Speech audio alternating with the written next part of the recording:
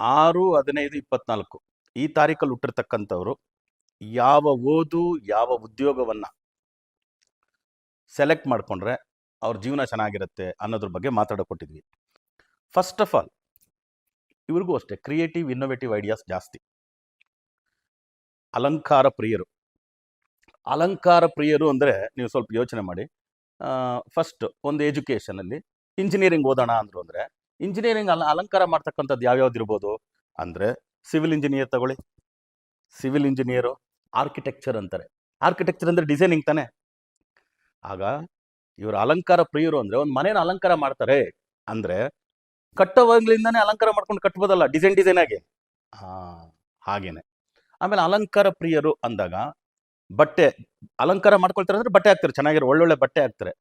ಒಳ್ಳೆ ಬಟ್ಟೆ ಅದು ಯಾವ್ಯಾವ ಥರ, ಹಾಫ್ ಶರ್ಟು, ಫುಲ್ ಶರ್ಟು, ಈ ಥರ ನೆಕ್ಕು, ಆ ಥರ ನೆಕ್ಕು. ಇನ್ನು ಹೆಣ್ಮಕ್ಳು ಬಟ್ಟೆ ಡಿಸೈನ್ ಅಂತೂ ನೀವು ನೋಡಿಬಿಟ್ರೆ ಮುಗಿದ ಕತೆ.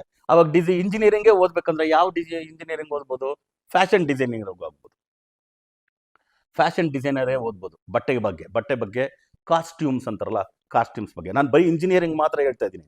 ಇಂಜಿನಿಯರಿಂಗ್ ಓದ್ತಾರೆ ಅಂದರೆ ಈ ಥರ ಇಂಜಿನಿಯರಿಂಗ್ ಓದಲಿ ಅಂದೆ. ಸಿವಿಲ್ಲು, ಆರ್ಕಿಟೆಕ್ಚರು, ಡಿಸೈನ್ ಮಾಡೋದು, ಮನೇನ ಡಿಸೈನ್ ಮಾಡೋದು.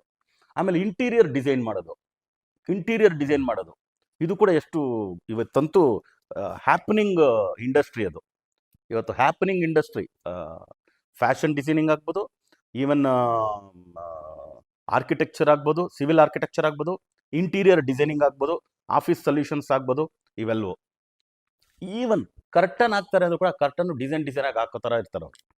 ಅಷ್ಟು ಕ್ರಿಯೇಟಿವ್ ಇನ್ನೋವೇಟಿವ್ ಐಡಿಯಾಸ್ ಅವ್ರಿಗಿರುತ್ತೆ.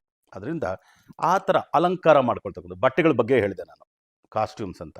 ಅಲಂಕಾರ ಅಂದರೆ ಬಟ್ಟೆಗಳು, ಅದ್ರ ರಿಲೇಟೆಡ್ ಓದ್ಬೋದು.